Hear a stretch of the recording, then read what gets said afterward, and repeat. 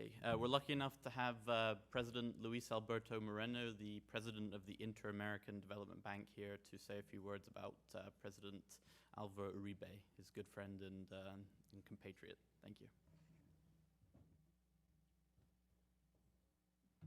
Well, good afternoon, and thank you very much, President Wojcicki and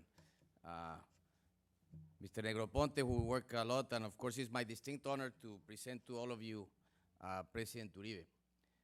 And it's very hard to do it, especially when I served as his ambassador in Washington, but let me tell you where Colombia was 8 years ago.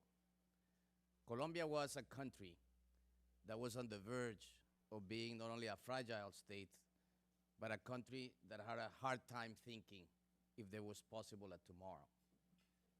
8 years later, with the policy of democratic security, of understanding that you had to confront terrorism head on, but do it in a democratic context, protecting civil rights, President Uribe not only doubled the size of the Colombian economy, quadrupled the size of the Colombian overall trade, but also more than tripled investment into Colombia. There is no one country in the world that can show that kind of progress in that short period of time. And that only can be done with a great leader. And leaders come to countries in time of history in very unique ways. I have to say that knowing President Uribe today, he is out of office, but he's the fastest tweeter in town. He's have over 600,000 members in the Twitter family from all over the Americas and from all over the world.